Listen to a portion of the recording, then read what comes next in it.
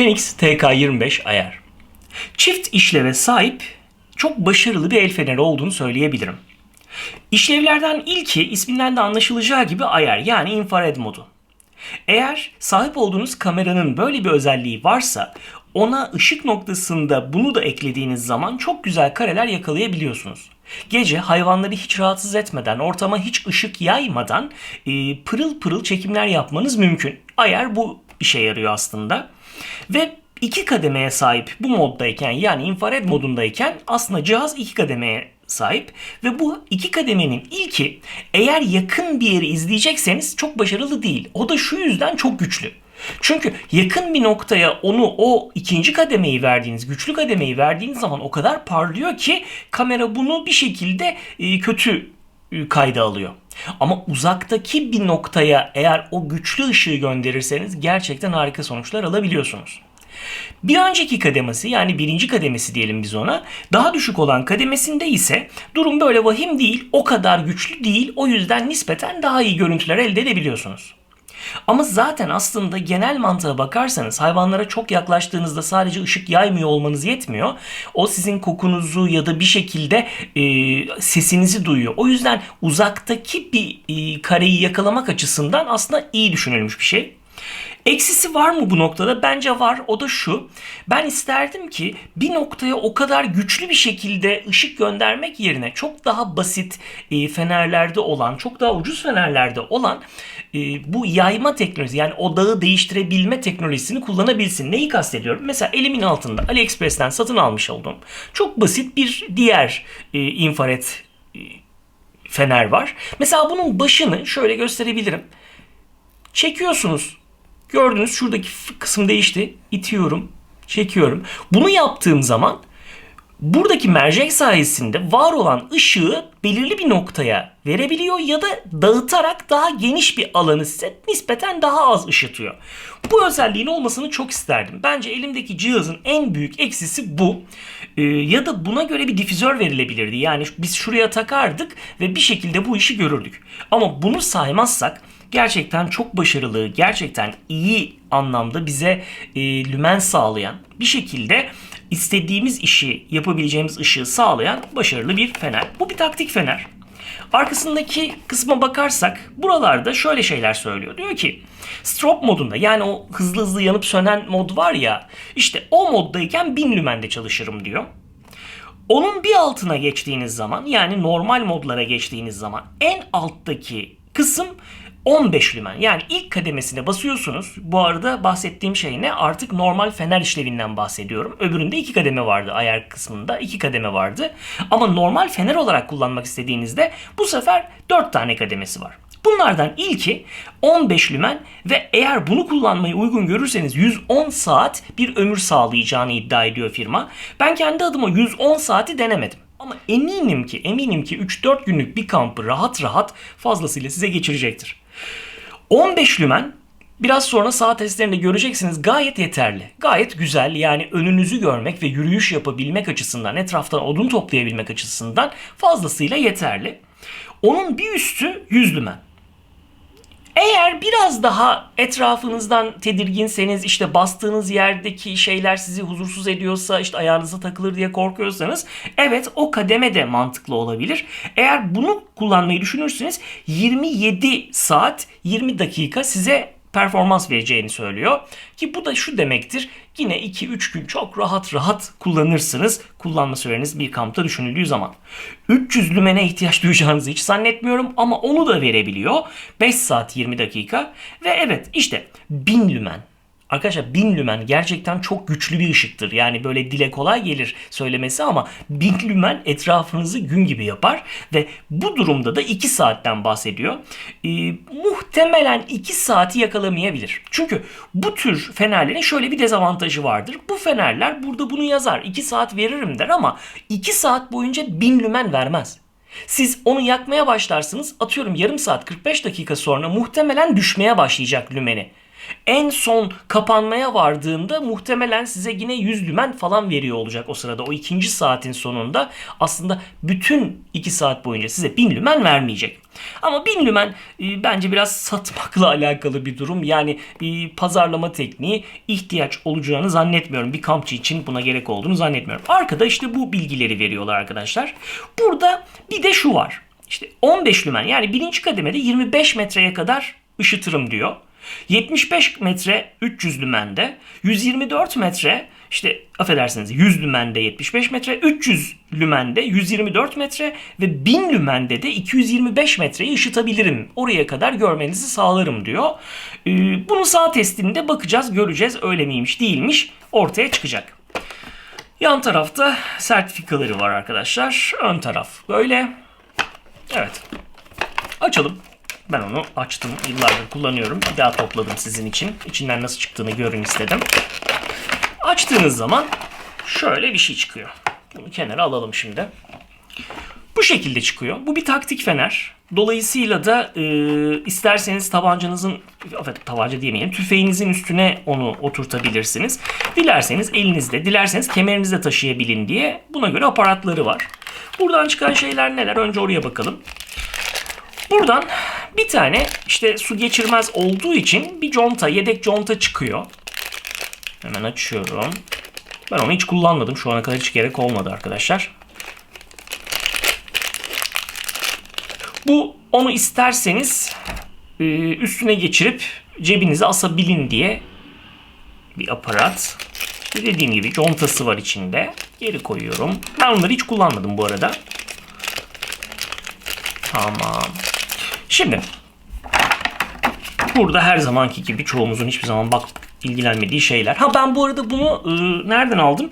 AliExpress'ten, özür dilerim. Yok, AliExpress'ten Nightcore satın almıştım. Bunu Türkiye'den satın aldım arkadaşlar.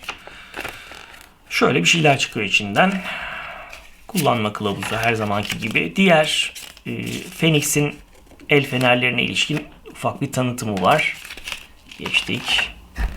Evet, yine işte değerlerini görebiliyoruz buradan vesaire vesaire. Tamam, geçtik. Döndük buraya. Kutusunu da bir kenara alalım. İsterseniz bunu bu şekilde kullanabiliyorsunuz. Yani bunu kemerinize klips olarak takabiliyorsunuz. Şuradan göreceğiniz gibi arkadaşlar. Ve kemerinizde bunu kullanabiliyorsunuz. Bunun güzel tarafı ne? Onu açılı hale getirebilirsiniz. Yani belinize şu şekilde taktınız. İstediğiniz zaman böyle, istediğiniz zaman böyle, işte gittiğiniz yönü isterseniz ışıtabiliyor. Ben bu özelliğini hiç kullanmadım. Yani bu aparatı hiç kullanmadım. Bir belime taktım, oluyor mu olmuyor mu diye. Oluyor, evet. Kullanacaksanız tamam, ama ben kullanmadım. Şimdi esas olanımıza gelelim. Çıkardım. Bu arada içinden düşecek gibi değil. Gayet sağlam arkadaşlar. Evet. Phoenix TK25 ayar nasıl kullanılıyor? Kullanma noktasında yaptığınız şey şu. Bu iki işlevi devreye almak istiyorsanız şu üzerinde bir ayar yazısı görüyor olmalısınız. Buraya doğru çevirdiğimde de bir tane W. İşte bu W'dayken arkadaşlar normal fener işlevi görüyor. Ama ayar tahmin edeceğiniz gibi infrared modunu alıyor. Peki onu nasıl ayarlıyorsunuz? Bakın burada bir nokta var. Şu anda W'da. Yani eğer yakarsam normal bir fener olarak işlev görecek. Şu anda W'da. Eğer onu ister yanıkken ister değilken çevirirseniz bakın şu an nereye geldi? Ayar'a geldi. Şu anda çok cılız bir ışık veriyor. Kırmızımsı bir ışık veriyor bize. İşte öyle olduğuna bakmayın. Gece kameralar onu inanılmaz derecede sağlam algılıyor ve gayet güçlü bir infrared fener haline geliyor. İşte ikisi arasında geçişi böyle yapıyorsunuz. Peki arkasındaki düğmelere bakalım beraber. Şu an yanıyor. Ben onu tekrar normal moda alayım ki biz görebilelim gözümüzle. Şu anda şurada açıp kapama düğmesini görüyorsunuz. Açıp kapama kısmını böyle yapıyorum.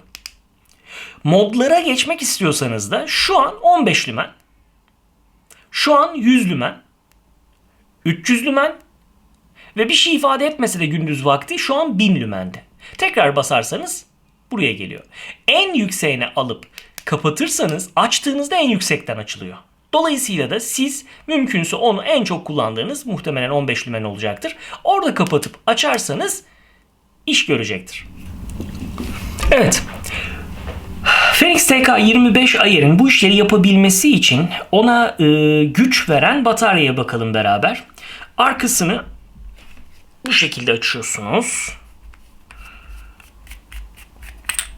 Tamamdır. Bıraktım kenara. Evet, içinden bu arkadaş çıkıyor.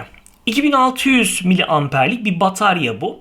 Ama ben satın aldığımda bu batarya böyle gözüküyordu. Sonra ben satıcıyla anlaşıp şu özelliği için var olan bu özelliği olmayan, yani USB'den şarj olabilen bir batarya elimdeki, içinden öylesi çıkmadı.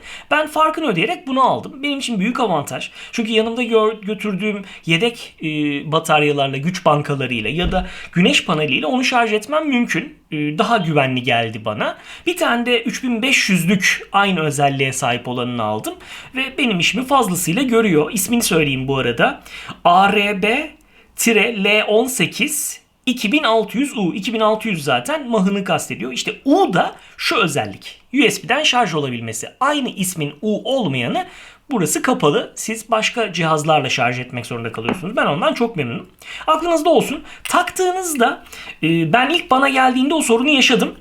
Çok iyi sıktığınıza emin olun. Çünkü çalışmıyor. Diyorsunuz ki bozuk gönderdiler ya da bir şekilde bozuldu. Hayır, alakası yok. Çok iyi sıkmanız gerekiyor. Ondan sonra hiçbir sorun yok. Phoenix TK25 ayar taktik bir fener. Bu da onun çok sağlam olduğunu, su geçirmediğini gösteriyor. Oldukça ağır, yani böyle güven veren bir şey. Taşımak noktasında beni rahatsız etmez. Çünkü bir daha itiraf edeyim, ben onu normal bir fener olarak çok kullanmadım. Tamamen ayar özelliği için aldım. Dolayısıyla da beni çok tatmin etti. Saha testlerinde bakalım sizin de beğeninizi kazanabilecek mi? Şu an bir ormanın ortasındayım ve zifiri karanlık. Ay bile neredeyse yok, kapalı bir gece. Ama siz beni bir ekrandan izleyebiliyorsunuz. İşte bunu mümkün kılan şey ayar denilen teknoloji. Yani kabaca infrared teknolojisi. Elimdeki fener bu teknolojiyi destekleyen bir fener. O çift kullanımlı. Yani onu normal bir fener gibi kullanabilirim ama istediğim zaman çok güçlü bir infrared fener haline getirebilirim. Böylece de bu tür çekimleri yaparken bana daha büyük özgürlük sağlıyor. Bu tür çekimler ne işe yarar? Hayvanları gözlemlemek istiyorsunuzdur ama onları korkutmak istemiyorsunuzdur. Orada olduğunuzu bilmelerini istemiyorsunuzdur. Normalde ışığı yaktığınız anda hepsi kaçacaktır ya da huzursuz olacaklardır. Ama onları hiç huzursuz etmeden, bu ayar denilen teknolojisi ortada hiç yayılan bir ışık olmadan işte tam da bu tür bir ışıkla arkadaşlar izleyebilirsiniz. Ben bunun için kullanıyorum ve çok lezzetli olduğunu söyleyebilirim. Şimdi onu sağ testinde bir deneyelim. Arkamda 21 metrede, 45 metrede ve 80 metrede birer belirteç koydum. Ve onları acaba bize gösterebilecek mi? Gece modunda gösterebilecek mi? Deneyeceğiz ama adil davranmak adına söylüyorum. Şu an etrafta ortalama bir sis var. Yani çok hatırı sayılır bir sis değil ama evet sis var. Dolayısıyla da odaklamak ya da benzeri sorunların yaşanması sisten kaynaklanıyor olabilir.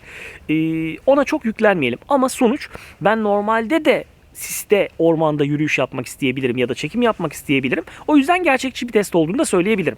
Şimdi kameranın arkasına geçeceğim ve şu an bu görüntüyü çekmemi sağlayan dahili olan ışığı, yani kameramın ışığının üstüne bunu ekleyeceğim. Bakalım ne kadar fark yaratacak? Arkamdaki 21, 45 ve 80 metreleri görebilecek miyim? Tabii ki etrafa da bir bakacağız. Şu an kameranın kendi dahili olan infrared ışığı açık. Ama gördüğünüz gibi ortada hiçbir şey yok. Çünkü o yeterli değil. Bakalım benimkini ekleyince ne fark edecek? İnfrared noktasında 2 kademeli olduğunu söyleyebilirim. Şimdi düşük kademedeyiz. Evet. Şu anda görmüş olduğunuz o belirteç arkadaşlar 21 metrede ve onu çok net görebiliyorsunuz. Oraya kadar giden ağaçları ve etrafı da çok rahatlıkla aydınlattığını söyleyebilirim. Dallara bakalım. Yakındakiler gayet net. Yakındaki bir ağacın gövdesi. Daha yakın bir ağacın gövdesi. Çok başarılı. Çok yeterli. Bu arada sisi de görüyorsunuzdur muhtemelen. Şimdi bir sonraki kademeye geçelim. Evet. Bu da daha güçlü olan kademe. Bu arada o gördüğünüz belirtecin arkasında aslında 41 metre, pardon 45 metrede bir de çarpı var bir ağacın üstünde.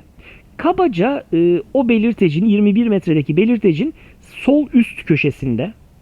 Ben hayal meyal o çarpıyı görüyorum. Havadaki sise rağmen.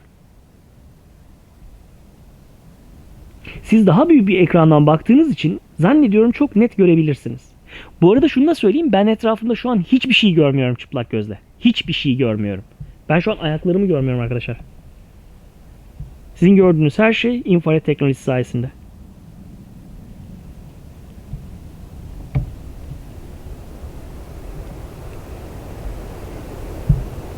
Kademeleri tekrar değerlendirelim. Bu arada aslında biraz önce gösterdiğim 21 metredeki o ortadaki belirteç ve arkada ağacın üstündeki o çarpı 45 metredeki, onların da arkasına 80 metreye bu sefer sağ alt köşesinde bu 21 metredekinin bir şey koydum. Ama onu hayır. En azından ben burada hiçbir şekilde göremiyorum.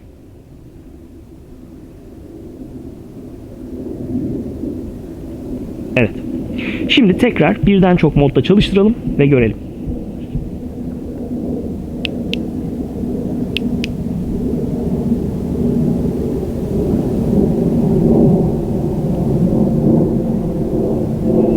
Düşük mod.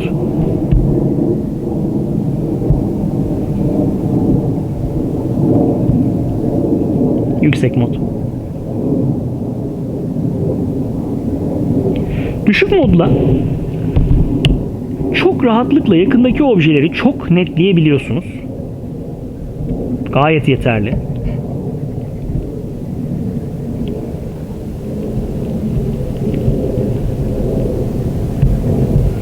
Ama bir yükseğine geçtiğiniz zaman odaklısın diye bekliyorum. Evet, mükemmele yakın. Ki şu an sis olduğunda bir daha söylemek zorundayım arkadaşlar. Bir miktar daha çok bastırdı. Ama hala çok yeterli.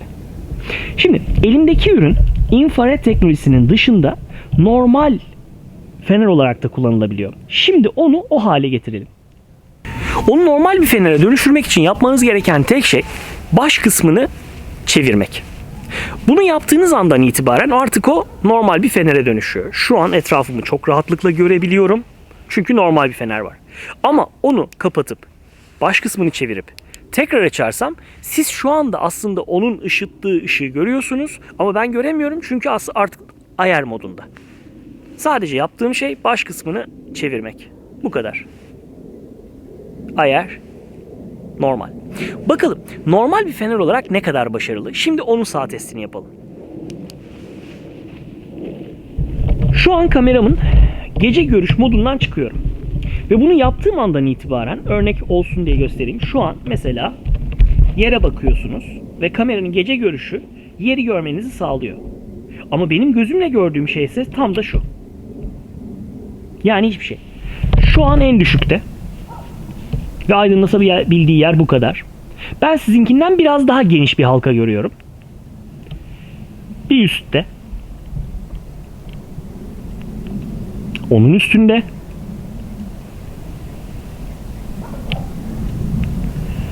Ve en yüksek. 4. kademe.